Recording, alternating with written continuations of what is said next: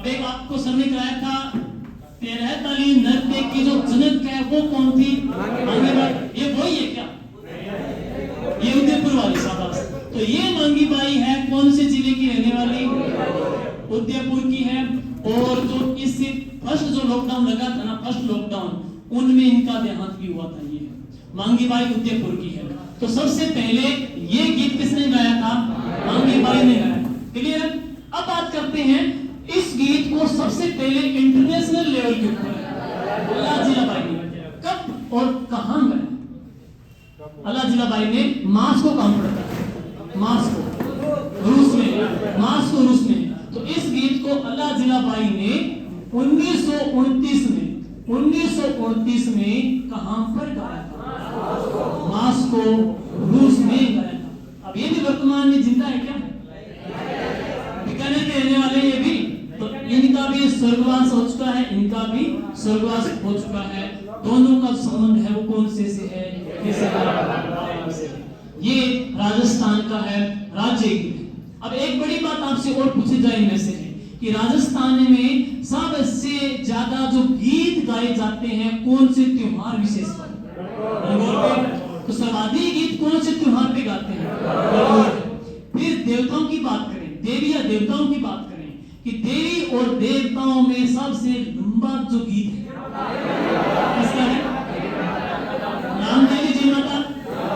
और देवताओं में लंबा गीत रामदेव जी का है। ठीक है, ये तो गीत बेसिक सी बात है। अब गीत टॉपिक हम स्टार्ट करते हैं अवसरवाद। पहले दीवार की बात करेंगे और इसके अलावा कोई विदाई के अंतर्गत है। फिर इसके बाद में है कोई मृत्यु पे गीत है, कोई मेहमान के आने पे गीत है, या कोई क्षेत्र विशेष के गीत है, या कोई पति के प्रदेश जाने पे गाते हैं। अवसर साहब पढ़ेंगे तो आपका जल्दी याद भी हो जाएगा। करें शुरू फिर? ठीक है। नहीं पानी तब थे, एक 10 मिनट और है और पूरे कराते हैं। तो देखो नेक्स्ट, अब बात करते हैं अवसर विशेष में। सबसे पहले अपनी बात करेंगे जो अवसर लेते हैं, बड़ा अवसर, वह कौन सा है? विवाह है। विवाह के अंतर्गत लगभग जो गीत पढ़ेंगे वो सारे मोस्टली विवाह के ऊपर केंद्रित है ना? विवाह के ऊपर केंद्रित है। और विवाह के ऊपर केंद्रित है। सबसे पहले जब भी कोई शुभ काम शुरू करते हैं, एक उस टाइम गीत है। जैसे आपका बैच शुरू किया, जब आपके बैच का समापन होगा 15 से पहले तो लास्ट में एक समापन करते टाइम गीत गाते हैं शुभ काम में। विदाई गीत कौन सा होता है? बंदावा नहीं करते क्या? बंदावा है। तो मतलब पेपर में थे बढ़िया कर दो काम, सिलेक्शन में भी और से फोटो भी आ रहा है। तो लास्ट में जब कोई गीत गाए, जब वो गीत किसो है? बंदावा और विनाई शुरुआत में। तो सबसे पहले अपने पढ़ेंगे जो कौन सा गीत आ जाएगा? विनाई गीत आ जाएगा, विनाई गीत है। और इसके बाद में अब है अतिथि के सत्कार वाले गीत। मेहमान के आने के लिए कौन कौन से गीत हैं सुनिए। तो मेहमान के आने के लिए आप पढ़ेंगे तो एक तो गीत कौन सा आएगा? अम्बो गीत, सॉरी इसमें फलसड़ा है, सॉरी फलसड़ा गीत कौन सा है?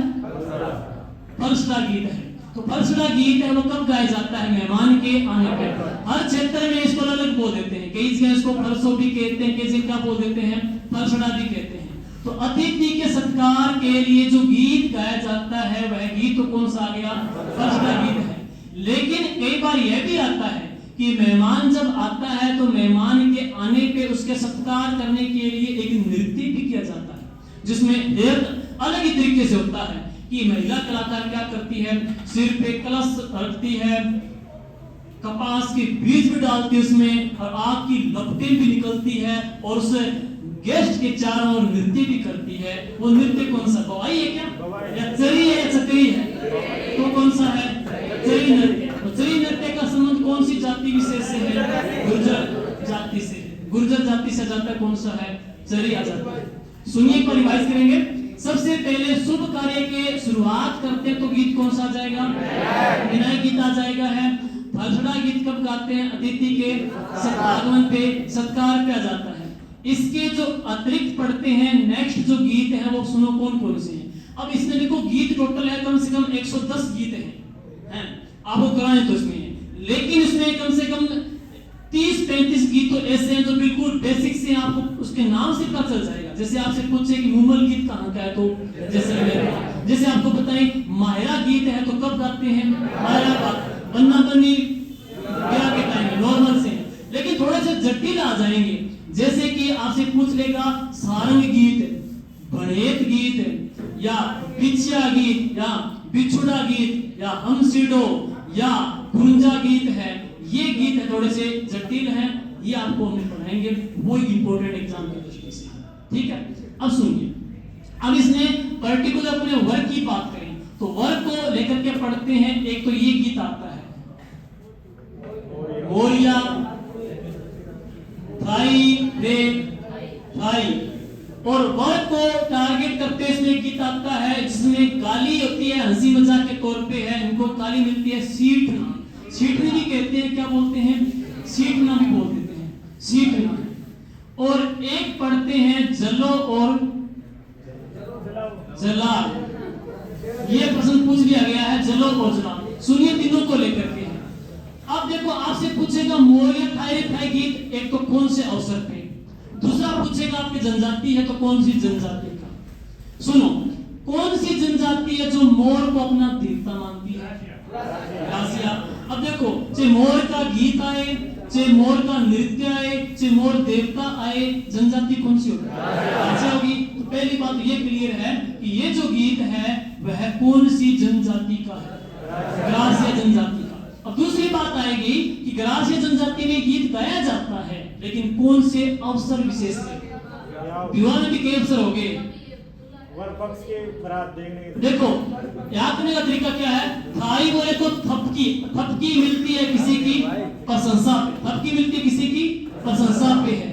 तो इस गीत के माध्यम से ग्रासिया जनजाति की महिलाएं दूल्हे की क्या करती है, प्रशंसा करती है, दूल्हे की बड़ाई करे, दूल्हे की प्रशंसा करती है। तो गीत कौन सा गाती है, वो मोरिया थाई रे थाई।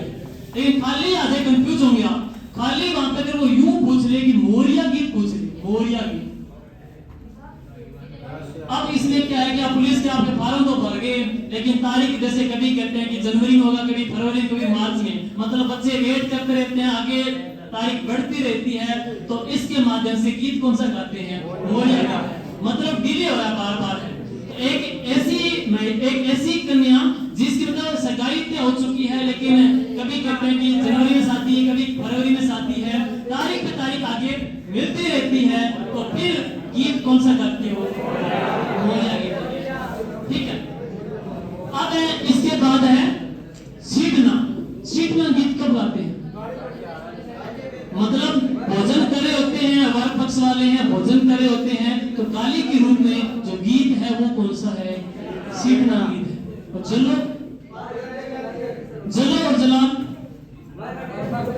मतलब जहां पे वर दूल्हा रुका हुआ है, तो दूल्हा जिस जगह पे रुका हुआ है, तो जहां पे महिलाएं दूल्हे का डेरा देखने जाती है, डेरा देखने जाते समय गीत कौन सा गाती है, जलो और जलाल गीत गाती है। तो एक बार रिवाइज करेंगे वापिस। सबसे पहले हाँ जी बोलिए, राजस्थान का राज्य गीत कैसे गाया हमने, सबसे पहले किसने गाया, मांगी बाई कहाँ की, लेकिन अंतरराष्ट्रीय स्तर पे कौन सी जगह गाया, मॉस्को।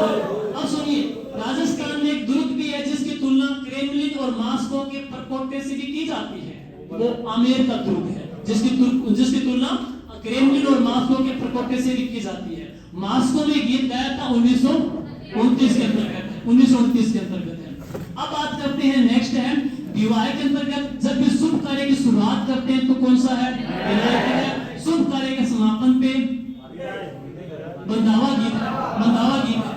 और अतिथि जब आता है, मेहमान के आने पे कौन सा है, हर्षला गीत गाया जाता है। और पर्टिकुलर दूल्हे से जुड़े हुए ये गीत आ जाते हैं। इसके हाँ, मोरिया थाई थाई पढ़ते हैं। मोरिया कौन सी जनजाति का आदर्श है, किस अवसर पे, प्रशंसा में है, एक प्रकार का मीठी गाली के रूप में, तो सीखना है। और वर का डेरा देखने जाते समय तो जलाल का जाता है। इसके बाद चलते हैं नेक्स्ट। इसके बाद आपको मोरिया आपको बता ही दिया है, मोरिये को लेकर के विवाह के अवसर पे है, पन्ना पन्नी भी विवाह के अवसर पे है, और माहिरा गीत भी विवाह के अवसर पे है, बीरा जो गीत है वो भी विवाह के अवसर पे आ जाता है। और विवाह के ये सिंपल गीत है, माहिरा भी सिंपल है, बीरा भी सिंपल है, बन्ना बन्नी भी सिंपल है। अब मोरिया गीत भी थोड़ा सा अपने कह सकते हैं इंपॉर्टेंट है, लेकिन इसके पश्चात थोड़े से ये इंपॉर्टेंट है, विदाई के जो गीत है, विदाई की बात करते हैं तो इसके अंतर्गत अपने पढ़ेंगे कि जब बेटी की विदाई होती है तो विदाई पे जो गीत गाए जाते हैं वो कौन होते हैं? कोयलड़ी गीत है। तो कौन सा है? कोयलड़ी गीत है। और इसके अलावा बेटी की विदाई पे और कौन सा गीत गाया जाता है? बेटी की विदाई पे कि एक ऐसा गीत जिसके माध्यम से पिता को अपनी कहते हैं कि बेटी की याद आती है, याद सताती है, ऐसा कोई गीत है? चेरी में तो उल्टा हो गया। चेरी में तो क्या है कि जब बेटी मतलब अपने ससुराल चली गई है, हाँ जी, पीपली तो वर्षा ऋतु में, पीपली वर्षा ऋतु के अंतर्गत आ जाता है। सुनिए, इसमें अपने पढ़ेंगे एक तो गीत कौन सा आ गया? कोयलड़ी गीत है। और कोयलड़ी जो गीत है एक कोयलड़ी गीत भी है, और एक गीत आ जाता है कुकड़ू गीत भी आता है, और एक आ जाता है कुकड़ी गीत भी आता है। 3 प्रकार के गीत हैं, थोड़ा जिनमें आप कंफ्यूज मत होना। तो एक तो कौन सा? कुकड़ी, और एक कौन सा? कुकड़ू गीत है। हाँ वो अलग है, रस्म अलग है, वो रस्म अलग है। सुनिए, अब बात करेंगे मोरिया गीत। मैंने आपको बता ही दिया है मोरिया गीत के अंतर्गत क्या है, विवाह में देरी होती है तो व्यथा बताती है। बन्ना बन्नी भी आ जाएगा। बन्ना और बन्नी है वो वर और वधू के लिए गाए जाते हैं, लेकिन खेजड़ी को भी बन्ना बन्नी कहते हैं कन्नड़ भाषा में, कन्नड़ भाषा में बोल देते हैं। बात बते टाइम बेटी की विदाई पे कौन सा है? कोयलड़ी गीत है। लेकिन कुकड़ी गीत का कोई अवसर है क्या? कुकड़ी गीत का है राती जोगा। राती जोगा लगता है। राती जोगे का जो लास्ट गीत होता है वो गीत कौन सा है? कुकड़ी का गीत है। तो राती जोगे का जो अंतिम गीत है वो कौन सा है? कुकड़ी का गीत है। लेकिन एक प्रथा भी है, कुकड़ी की प्रथा कौन सी जनजाति में? सांसी जनजाति में है।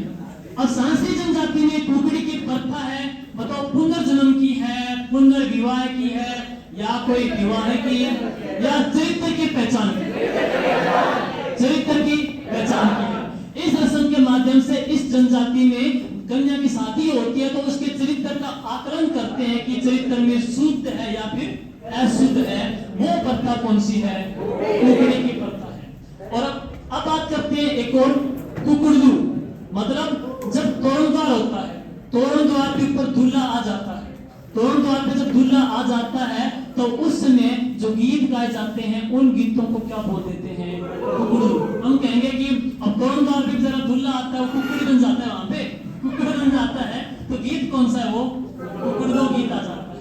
और कुकड़ी राती जोगे का अंतिम गीत आ जाएगा, और कोयलड़ी बेटी की विदाई पे आ जाता है। इतना करते हैं आज, बाकी कल कर लेंगे।